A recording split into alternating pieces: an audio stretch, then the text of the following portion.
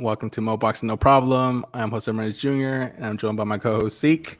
And tonight we have a special guest with us. We got a pro boxer from Orlando, Florida, Jeovanny El Rayo Estela. How's it going, Jeovanny? Nice to meet you. Thank you for having me. Bro. Likewise, it's our pleasure. Thank you for making the time. How you doing, Zeke?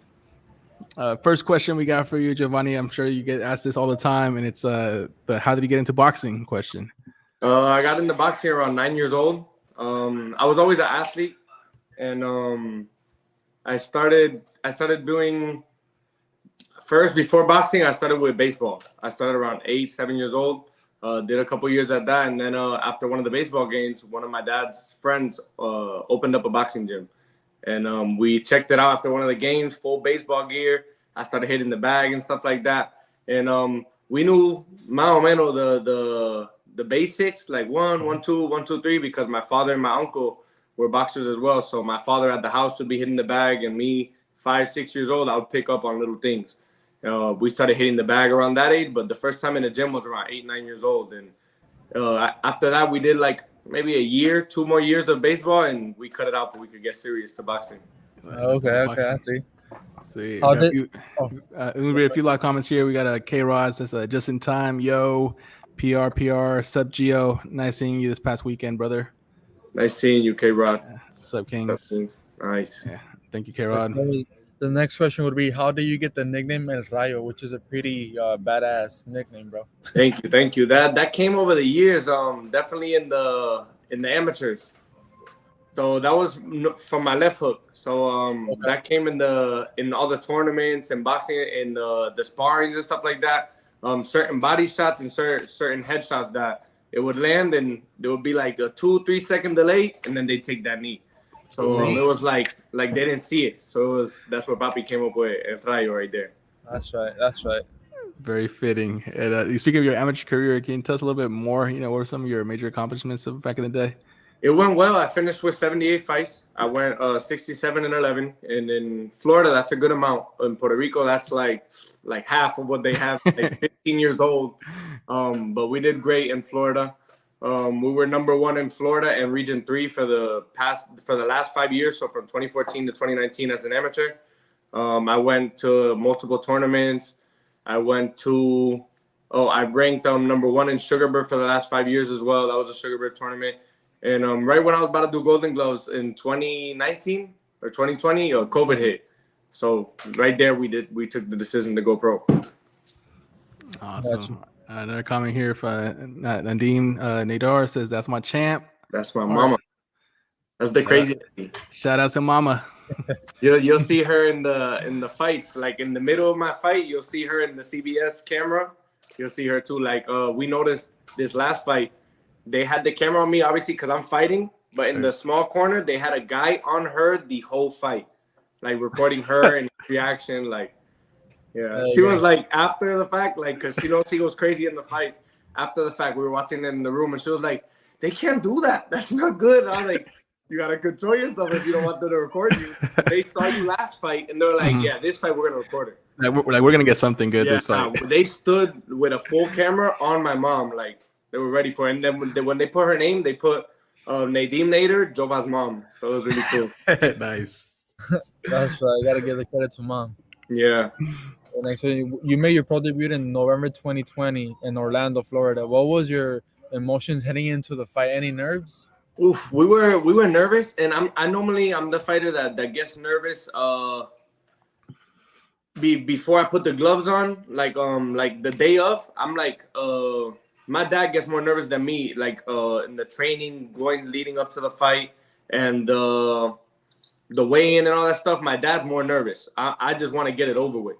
Once I put the gloves on, I'm good. Like I've done it in my head. I've done it hundreds of times in sparring. I've done it hundreds of times in the amateurs, and I'm like, it's just another day at work. So, but the walkway to the ring, that's where I start feeling a little nervous. So.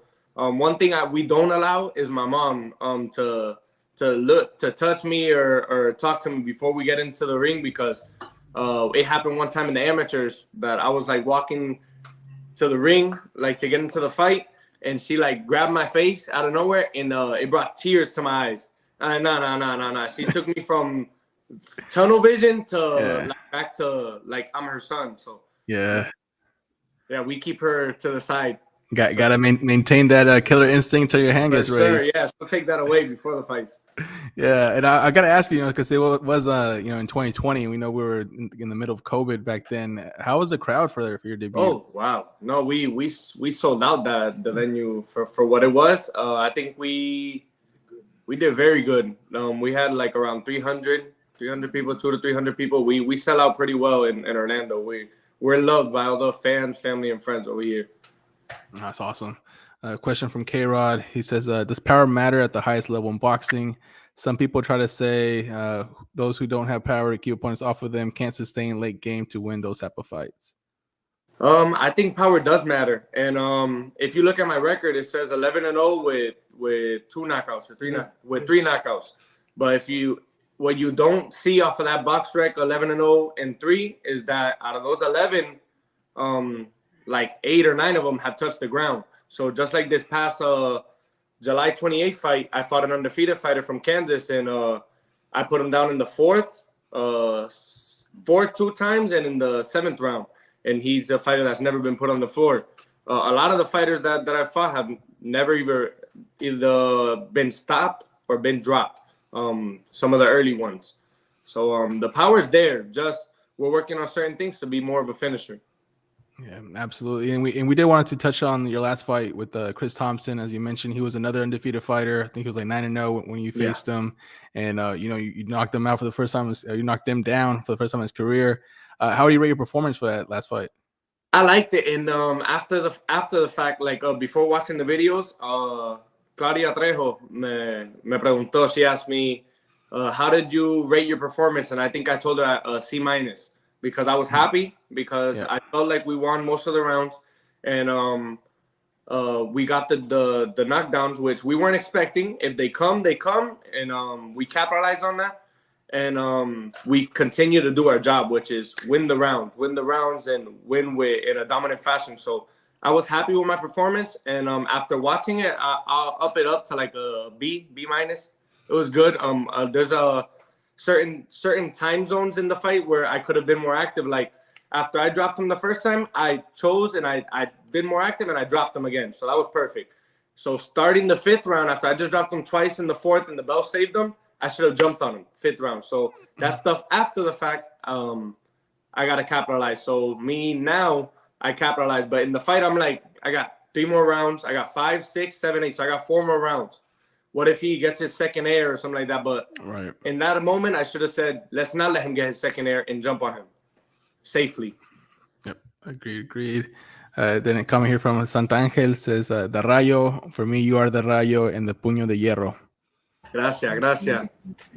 El puño de hierro. This next question, I know you're excited, bro, but when will we might see you back in the ring? So I got the call literally 2 weeks after my July 28th fight that certain people liked the fight, and they wanted me in the September 23rd fight again in Orlando on the Richardson Zepeda card. It's going to be in Orlando. That's going to be the main event. Then Jessica McCaskill and I want to say Cindy Ryan will be fighting to unificate the welterweight division in the females, and then Emma Williams will be under them. So I'll be part of that undercard. That's going to be a very good undercard. The zone matchup. So that's all brought to you by my manager, Mike Leonardi, and by Box Lab Promotions, my promoter. So I'm very happy to be where I'm at right now. Yeah, that card's slick and stacked with the addition of you, and shout out to your manager and promoter, doing big things right now in El Caribe. For sure. And is there any specific opponent at this time that for that September 23rd fight? So right now we haven't gotten an opponent yet, but definitely once they start giving me the opponent and stuff like that, I'll be posting it on my Instagram. All right, we'll be on the lookout for that for sure. How do you prepare for fights, bro? Do you watch tapes on your opponents and study their style, or do you focus more on your style, on making improvements yourself? A little bit of both. So I focus on obviously perfecting my craft every day in the gym and stuff like that, and whether that's running, perfecting the jab, perfecting certain combos and stuff like that, like drills, and obviously, when I get that opponent, I try to study any videos that he had. Like this last opponent, Chris Thompson, he didn't have much footage. He had 1, maybe 2 fights on his thing, but it was debut opponent, like his opponent. So I wasn't gonna get much. How would he look against someone like me? So off of what he did there, I capitalized on certain mistakes that he made with the debut opponent. That I was like, okay, if that opponent can do it, I can do much worse. So there's certain things that I try to capitalize on, and then try to be wary of that they can do to me. So I noticed that he was a very aggressive forward fighter, liked to throw body shots, and he was more focused on landing his punches than dodging punches after he lands them, or cuidándose after, you know? Right. Yeah, I get you. Yeah, they come from Santa Ángel. Says this Titi Berkis, El Rayo Puño de That's Hierro. my Titi. That's your El Titi. Rayo. Salud, Titi. I love you. And then K-Rod says, I think the biggest issue with people analyzing power punches in boxing is understanding the form of hurting an opponent. I think it's important to review how fighters set up a shot to hurt you, not to KO you. Yeah, very true. That I agree with that, because there's certain punches with the jab, like you'll switch up the timing of the jab, whether it's a fast one or a slow one, and then throw that body shot. Boom, they go down, and people don't know unless they finish the fight by knockout. They don't know, oh, he won that fight with 3 knockdowns, dominant performance. So the box reg doesn't say that. Yeah, absolutely. And then the next question is a two-parter. Are you still making the 154-pound weight limit comfortably? And is this the weight class you plan to win your first title at? Yeah, I'm making the 154-pound division very comfortably and very strong as we do it. So we have our strength and conditioning coach, Craig Danger Duncan, that's getting me very strong for the weight class. And then he's also the one that helps me with my weight cut. So we do those weight cuts, and in 45 minutes, we're losing 5-6 pounds. Go back home, gain 2, 3, 4 pounds in like drinks and food, and then back to 5-6 pounds. So we do very well with the weight cut. Cool. Next question would be: do you have a dream venue you would like to headline one day? I think my dream venue would be the Madison Square Garden or Las Vegas. That's the two. That's the major stages for boxing right now. So I would love to be in one of those arenas, even if it's not headlining yet, but soon in one of these fights come up to it. That'd be great. Yeah, but those cities, that's where the lights shine the brightest for the main events. For sure. Yeah, maybe it can be what K-Rod says here. It says, Gio, we need a Puerto Rico versus Mexico matchup. I think it's that time to give the fans what we really want to see. Start to stir up the fire, LOL. For sure. Have we fought a Mexican yet? Uno, ¿verdad? Yeah, we fought one, but we'll definitely get some more in there soon. Absolutely. So let's see what the opponent is for September 23rd. We never know. There you go. The Vargas. Nah. I saw him at the fight. Definitely we'll get some sparring, get some good work. I met him and the whole family. That's awesome. That's good to hear. Awesome. Yeah, and I want to go out to Cali over there to go get some work and sparring over there. Bro. West Coast got some really good hitters over there. If it's up north or down south, we'll meet you here, bro. For sure. Absolutely. Next question for you, Jeovanny. Who's the hardest puncher you've been in the ring with, either in sparring or in a pro fight? Ooh. I think it's Nika or Aye. One of them. So I've sparred a couple pretty heavy hitters, and one of them that at the moment he was fighting, I want to say at 160, and I was fighting at 147, and he's I call it like a cheat code because they're over there from Georgia, but not the Georgia by Florida, the Georgia all the way. Oh, yeah. On that side, gotcha. Yeah, I say they're Russian, but they're not. But yeah, bro, that man had some fists. His name was Nika. He fought on Top Ring a couple times. I think he just fought Jahai Tucker.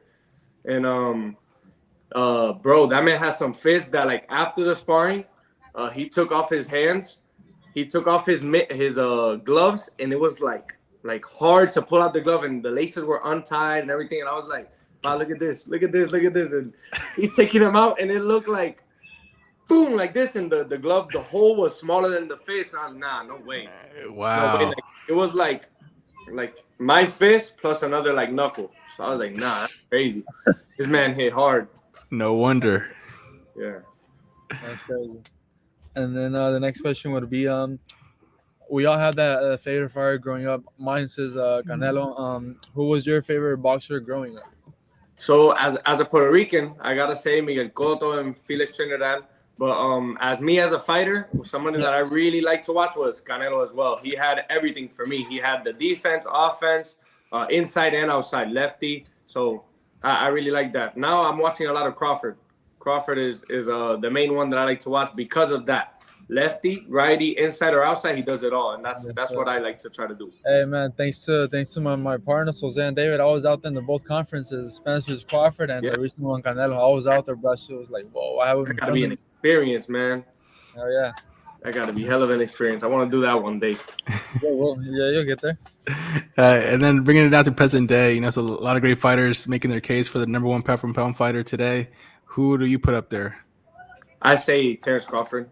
With the performance he did with Spence, a lot of people are going to say, yeah, but Spencer's got in a car accident. Nah, he wouldn't have taken that fight if he didn't know he had a chance against Crawford. In his mind, he was going to dog Crawford the way Crawford did him. Yeah, so, I think the people mentioned that car accident. He fought Ugas after that car accident, and he looked so good against Ugas. So. Yeah.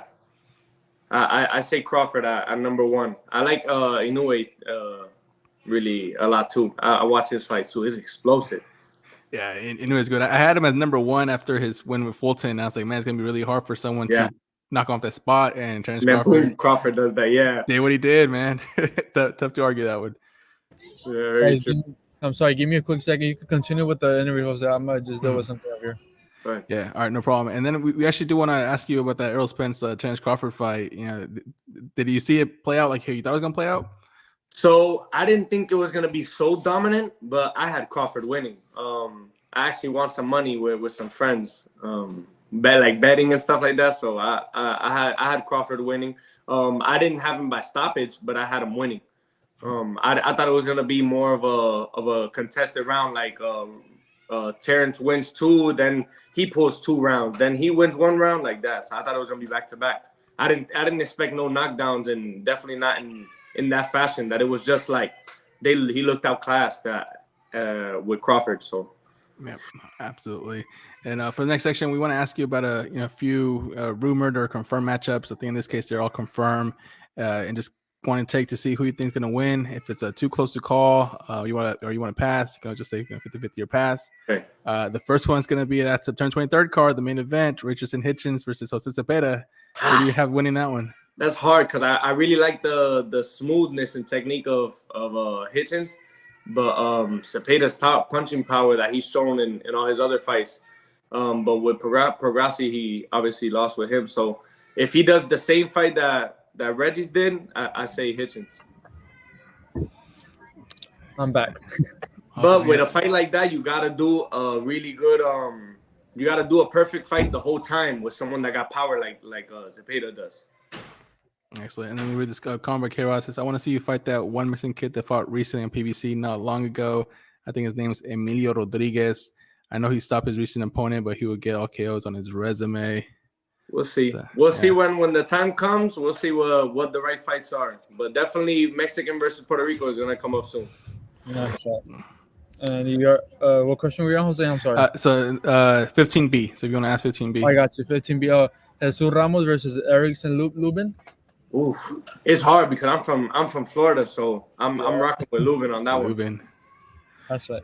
And Jesus is really good too. Really good. I've been watching a couple fights from his too on his last couple cards, and he's really, really sharp. Lefty.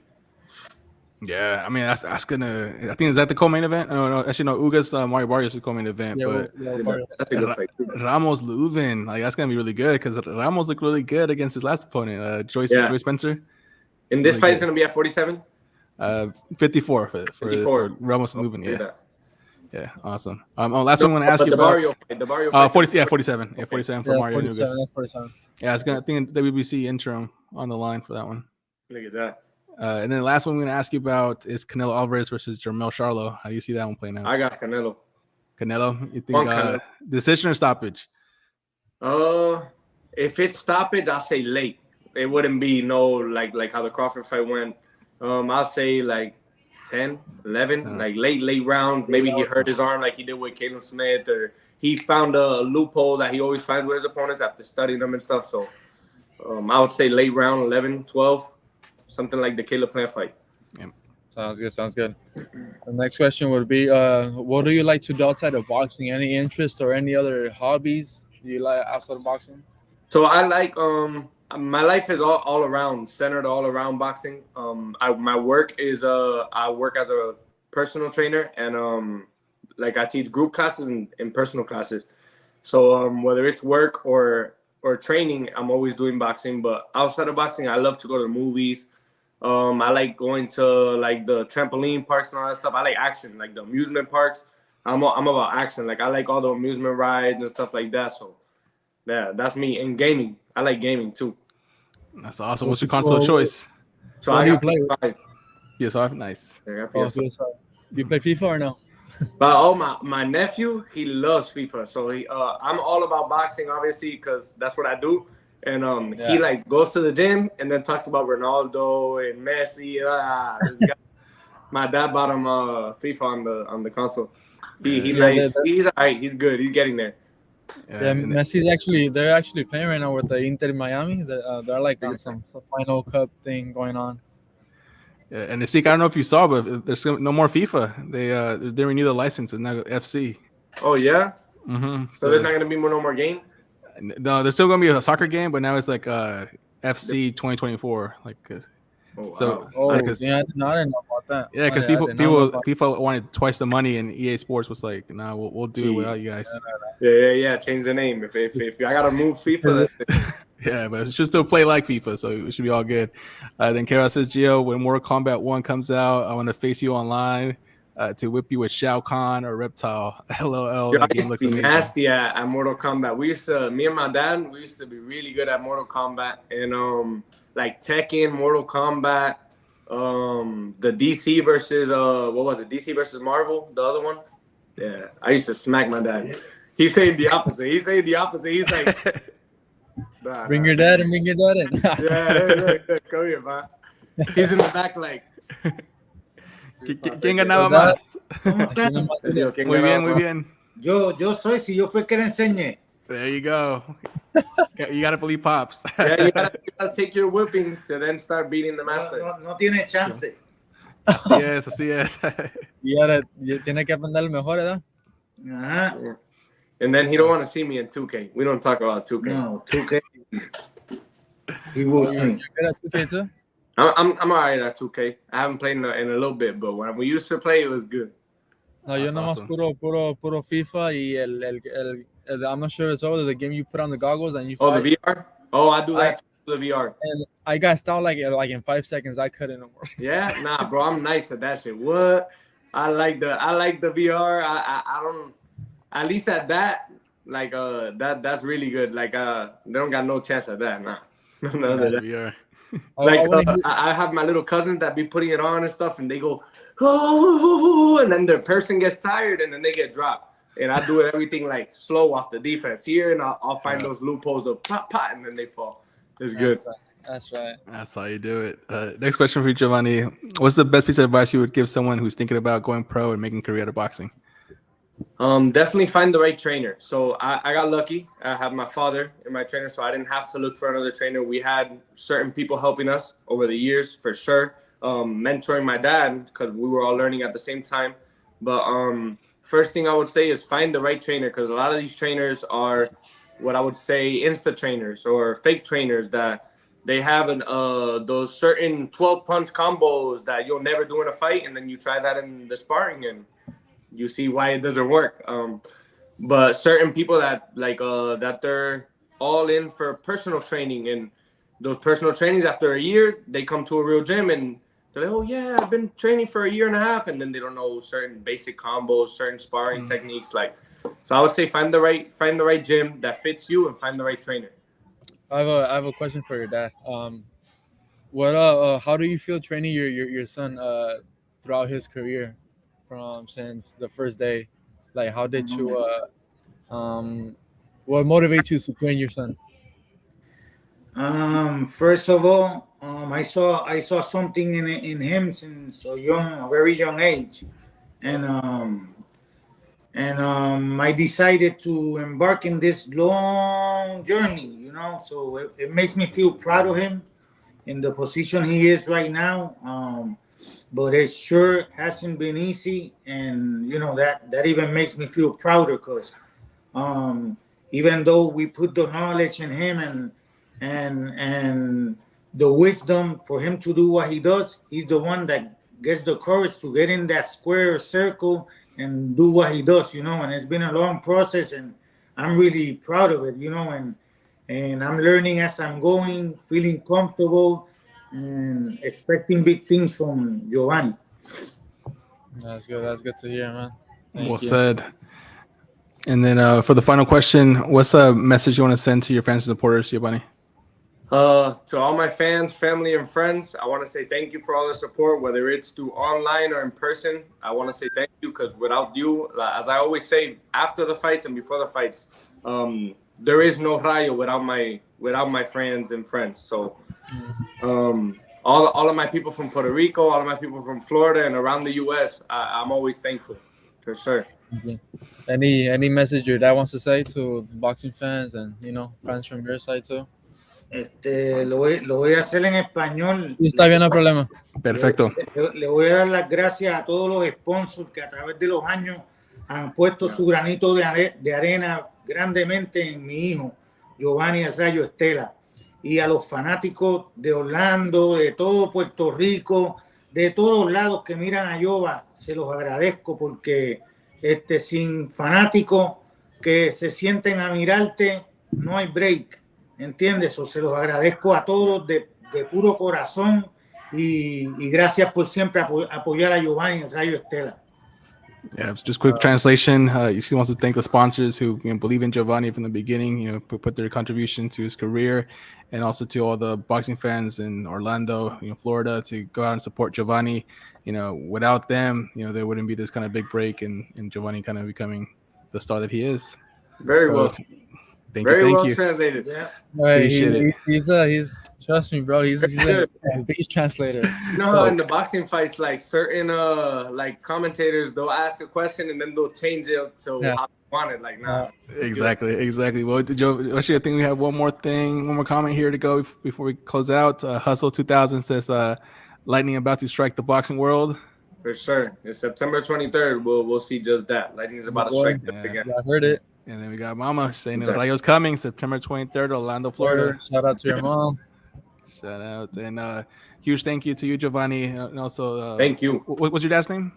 Johnny Estela, thank you so much as well for your time. It's a pleasure to interview both. Everybody follow Jeovanny on Instagram at Jeovanny Estela. That way you don't miss any updates on the boxing career. Thank you, Zeke. Thank you, Jose. More boxing, no problem. Thank you so much. All right, take care. Good night. All right, bye.